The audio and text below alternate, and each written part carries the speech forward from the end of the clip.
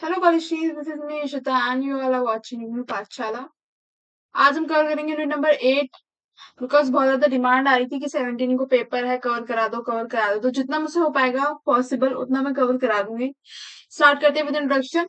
तो इस पूरे चैप्टर के अंदर हम देखने वाले हैं कि जब गुप्ता डायनेस्टी का डिक्लाइन हो गया उसके बाद सोसाइटी के अंदर पॉलिटी कैसी थी, रिलीजन कैसा था, कल्चर क्या था, ये सब हम जानने वाले हैं। तो जैसे ही गुप्ता एम्पायर डिक्लाइन होना स्टार्ट हुआ, हमें बहुत सारे रीजनल किंगडम इमर्ज होते हुए दिखाई देते हैं, छोटे छोटे रीजनल स्टेट्स। फ्यूडल टेंडेंसी बहुत ज्यादा बढ़ रही थी। जो लैंड लॉर्ड का जो एक तरीके से डोमिनेंस है सोसाइटी के अंदर, वो बढ़ रहा था। एक्सपेंशन हो रहा था ब्राह्मणिकल ट्रेडिशन का, ब्राह्मण्स की जो डोमिनेंस थी सोसाइटी के अंदर वो स्टैब्लिश हो रही थी। भक्ति और तांत्रिक जैसे मूवमेंट आ रहे थे। आर्किटेक्चर और लिटरेचर और साइंस, इन तीनों चीज में डेवलपमेंट हो रहा था। तो सबसे पहले देखेंगे हम पॉलिटी। पॉलिटी कैसी थी? तो इमर्जेंस हुआ रीजनल किंगडम्स का। कौन कौन से? पुष्यभूति डायनेस्टी, पल्लवा, चालुक्य, राष्ट्रकूटा, पाला डायनेस्टी, गुर्जर प्रतिहारा डायनेस्टी। राष्ट्रकूटा के बारे में हम जानेंगे भी यूनिट नंबर 10 में डिटेल में। Feudal nature of post Gupta polity. Feudal nature क्या था कि लैंड ग्रांट बहुत ज्यादा इंपॉर्टेंट हो रही थी, है ना। लैंड से रिलेटेड जितनी भी एक्टिविटीज थी वो बहुत ज्यादा इंपॉर्टेंट हो रही थी। तो इस टाइम पे जो राजा थे वो भूमि दान दिया करते थे ब्राह्मण्स को। ठीक है, ब्राह्मण्स को जो वो दान देते थे उसको कहा जाता था, क्या कहा जाता था, आप मुझे बताओ कमेंट डाउन करके। टेम्पल्स को दान दे रहे थे, ठीक है, अग्रहरा। ठीक है, याद रहे ना रहे बट मैं बता देती हूँ। अग्रहरा कहा जाता था उन लैंड्स को जो ब्राह्मण्स को डोनेट की जा रही है, ब्राह्मण्स को दान दी जा रही है।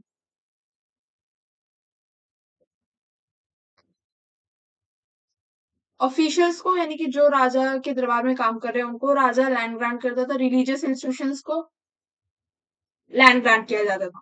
अब जो भूमि दान हो गया उस पे जो राइट टू कलेक्ट टैक्स है वो भी किसके पास आ जाएगा? जिसको दान दिया गया। अगर ब्राह्मण को दिया है तो ब्राह्मण टैक्स कलेक्ट करेगा उस पे। टेम्पल्स को दिया तो टेम्पल टैक्स कलेक्ट करेंगे।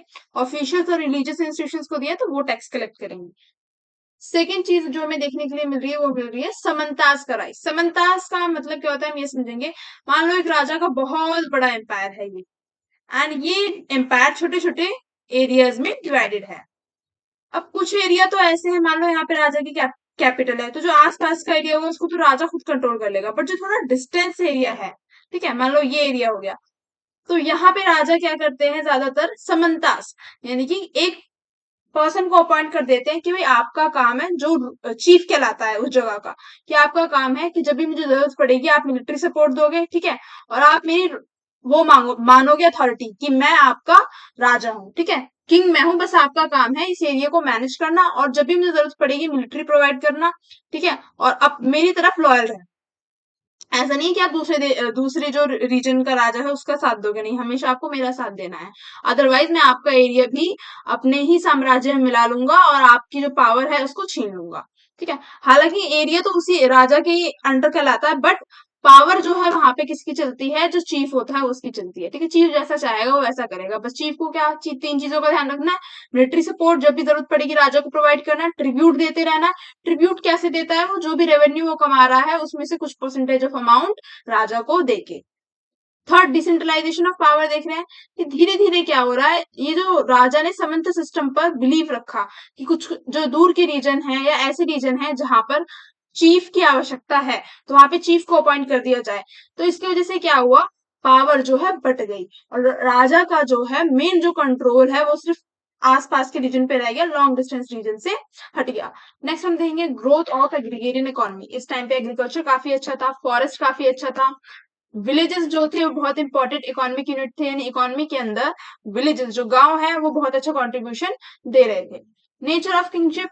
किंगशिप कैसी थी? अब किंग सबसे बड़ा पॉलिटिकल अथॉरिटी होती थी किंग की सबसे बड़ी, ठीक है, सबसे बड़ा कौन होता था? राजा। उसके बाद होती थी मंत्री परिषद, मिनिस्टर्स होते थे। एंड किंग का काम क्या था? लॉ एंड ऑर्डर मेंटेन करना, रिलीजियस इंस्टीट्यूशंस को सपोर्ट करना जो भी उनके साम्राज्य के अंदर है, चाहे वो हिंदुइज्म से रिलेटेड हो, जैनिज्म, बुद्धिज्म से रिलेटेड हो, टेम्पल्स को सपोर्ट करना। एंड इस टाइम पे हम देख रहे हैं कि रॉयल टाइटल्स भी बहुत ज्यादा प्रेस्टिजियस हो गए थे। रॉयल टाइटल्स का मतलब क्या है? जो बड़े बड़े टाइटल्स राजा अडॉप्ट करते थे अपनी अथॉरिटी को दिखाने के लिए कि हम कितने पावरफुल है। महाराजा, अधिराजा, परमेश्वर, चक्रवर्ती, सम्राट, है ना, आते ना चक्रवर्ती सम्राट, इस टाइप से। फिफ्थ एडमिनिस्ट्रेशन कैसा था, तो सबसे ऊपर आता था राजा, राजा के बाद आते थे मिनिस्टर्स, फिर मिलिट्री ऑफिशियल जो मिलिट्री संभाल रहे हैं, रेवेन्यू ऑफिसर जो टैक्स वगैरह कलेक्ट कर रहे हैं, एंड ये तो हमने देख लिया कि सेंट्रल एडमिनिस्ट्रेशन राजा के दरबार में किस टाइप के एडमिनिस्ट्रेशन है। अब हम देखेंगे प्रोविंशियल एडमिनिस्ट्रेशन, राजा का जो एम्पायर है, ठीक है, जो राजा का साम्राज्य है वहां पे कैसा एडमिनिस्ट्रेशन है। तो राजा का साम्राज्य बटा हुआ है प्रोविंसेस में, ठीक है, फिर डिस्ट्रिक्ट में बटा हुआ है और फिर विलेजेस में बटा हुआ है। अब यहाँ पर गांव के अंदर जो लोकल बॉडीज हैं या जो गांव के बड़े हैं, विलेज एल्डर, ठीक है, वो विलेज असेंबलीज बनाते हैं और जितने भी लोकल इश्यूज होते हैं रिजॉल्व करते हैं। गांव लेवल पे क्या होती है, असेंबली। इन असेंबली के मेंबर कौन होते हैं, गांव के जो बड़े बूढ़े होते हैं, ठीक है, असेंबली। अब गांव से रिलेटेड जो भी छोटे मोटे इश्यूज होते हैं वो डायरेक्टली राजा तक ना पहुंचा के यही जो असेंबली है उनको सॉल्व करने का काम करती है। एज वेल एज गांव में कैसे डेवलपमेंट लाना है वो भी यही असेंबली देखती है। Religion in the post Gupta period, अब रिलीजन कैसा था, तो ब्राह्मणिज्म था, ब्राह्मण्स का बहुत ज्यादा डोमिनेशन था। मेन फीचर क्या थे, विष्णु और शिवा की जो वर्शिप है वो इंक्रीज हुई, टेम्पल्स बहुत ज्यादा इंपॉर्टेंट हो गए, रिलीजियस प्रैक्टिसेस बहुत ज्यादा पॉपुलर होती गई। इंपॉर्टेंट फॉर्म कौन कौन सी थी, वैष्णविज्म, शैविज्म, शक्तिज्म। शक्तिज्म मतलब जो दुर्गा है ना, दुर्गा जो गॉडेस है, जो हमारी माता है, उनकी पूजा। सेवन इज भक्ति मूवमेंट, भक्ति मूवमेंट चला, भक्ति means devotion towards a personal God, personal relationship between devotee and God and importance of faith over rituals, emotional devotion. यहाँ पे बात की गई, ये भक्ति मोमेंट आया साउथ इंडिया में मेजरली, ठीक है। अभी आगे चैप्टर में हम जानेंगे कैसे इसके भी दो टाइप थे, सरगुण और निर्गुण भक्ति। बस अब यहाँ पे ये जानना है कि भक्ति मूवमेंट क्या है, एक पर्सनल कनेक्शन टुवर्ड्स गॉड, एक भक्त और भगवान के बीच में रिलेशनशिप। मेन सेंटर्स क्या थे इसकी, साउथ इंडिया। इंपॉर्टेंट ट्रेडिशनल यहाँ पे देखने के लिए मिल रहा है, वैष्णव अलवार और शैवनयानास। देखो वी से याद रखना है, जो विष्णु जी के फॉलोवर्स है उनको क्या कहेंगे, अलवार्स, ठीक है, जो विष्णु जी की भक्ति कर रहे हैं उनको कहेंगे अलवार्स, वी से याद रखना, ठीक है। बाकी जो नयनार्स हो गए वो शिव जी के हो गए। अब इम्पैक्ट क्या आया साउथ इंडिया में भक्ति का, कि जो हम ब्राह्मणिज्म में देख रहे हैं ना, जो ब्राह्मण्स थे उन्होंने बहुत ही ज्यादा डोमिनेंस बना ली थी। एज वेल ब्राह्मण्स ने इंट्रोड्यूस कर दिया था कास्ट सिस्टम। कास्ट सिस्टम सबको पता है कि सोसाइटी डिवाइडेड थी किस किस में, ब्राह्मण क्षत्रिय वैश्य शूद्र में। तो जो लोअर रिलीजन लोअर कास्ट के लोग थे, वैश्य शूद्र हो गए, इनको जो है जो बड़े बड़े पुराण थे, ऋग्वेद थे, इन सब चीजों को पढ़ना अलाउड नहीं था, ठीक है, मंदिर जाना अलाउड नहीं था। तो इसकी वजह से क्या हुआ, भक्ति मूवमेंट आया जहां पर सभी लोग, ठीक है, सभी लोग अलाउड है, सभी लोग भगवान की भक्ति कर सकते हैं। इसीलिए जो है भक्ति मूवमेंट बहुत ज्यादा स्प्रेड हुआ। एंड यहाँ पे क्या है, लोग रीजनल लैंग्वेजेस में लोग क्या कर रहे हैं, बुक्स लिख रहे हैं, भगवान के लिए गीत लिख रहे हैं, कविताएं लिख रहे हैं, भजन लिख रहे हैं। हालांकि और ब्राह्मणिज्म में हम क्या देखते हैं, सिर्फ संस्कृत लैंग्वेज है ना। संस्कृत लैंग्वेज हर कोई इंसान नहीं पढ़ सकता, जो कॉमन व्यक्ति है जिसको संस्कृत नहीं आती तो फिर वो कैसे भगवान से कनेक्ट हो पाएगा। तो इसीलिए भक्ति मूवमेंट में रीजनल लैंग्वेजेस पे फोकस किया गया। नेक्स्ट है तांत्रिज्म। तांत्रिज्म influential during the early medieval period. तो मेडिवल पीरियड की जब शुरुआत हुई तो तांत्रिज्म बहुत ज्यादा क्या होने लगा, फ्लरिश होने लगा। तांत्रिज्म का मतलब क्या है, काला जादू मत समझने लगना, ठीक है, काला जादू नहीं है तांत्रिज्म का मतलब।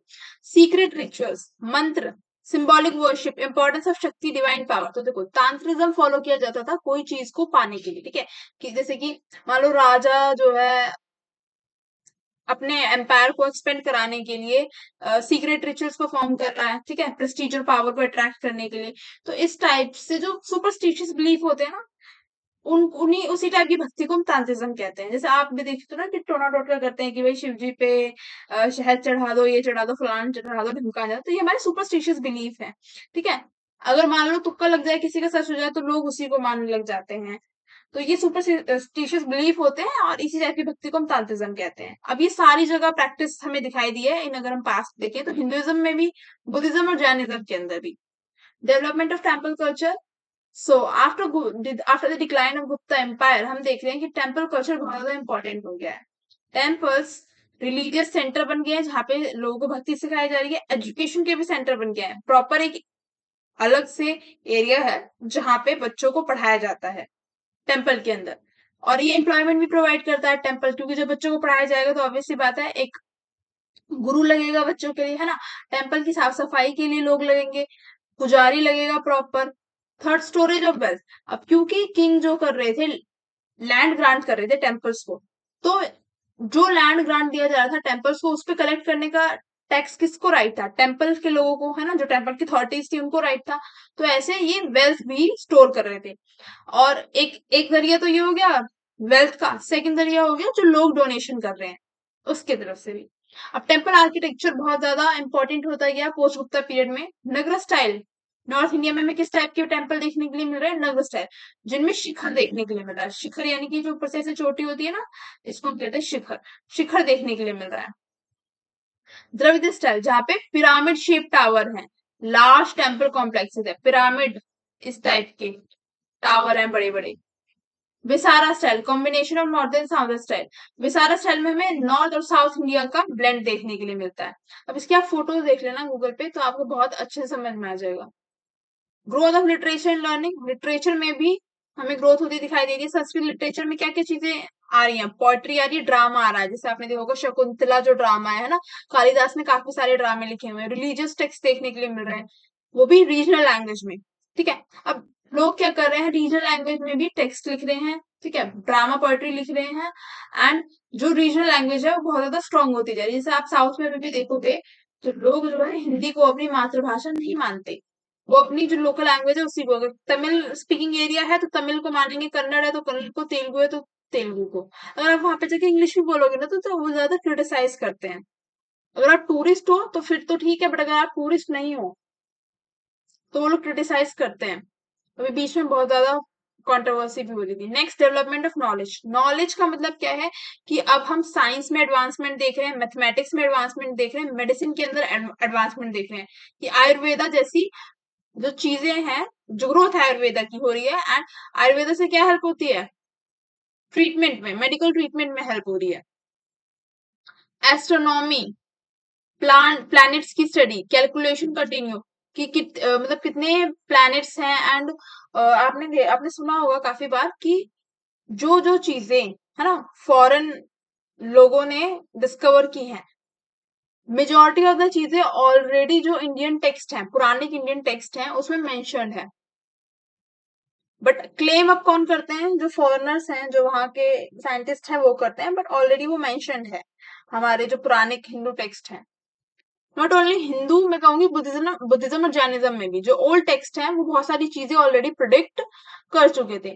कि जैसे कि पहले बोला गया ना कि धरती जो है कैसी है, धरती गोल है ना।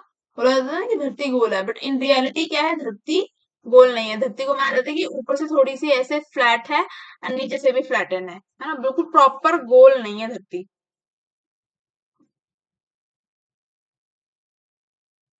यहाँ पे हमारा चैप्टर खत्म होता है। Thank you for watching the video. अगर आपको वीडियो अच्छी लगी तो do like share subscribe my channel. And यहाँ से जो मेन क्वेश्चन बनेगा वो ये बनेगा कि पोस्ट गुप्ता टाइम के बाद, ठीक है, पॉलिटी कैसी थी? पॉलिटी मेन है एंड रिलीजन मेन है, दो ही पे क्वेश्चन आएगा, पॉलिटी और रिलीजन कैसा था।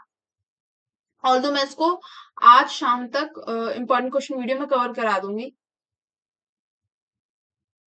आपको वीडियो अच्छी लगी तो do like share subscribe my channel and stay tuned for more updates.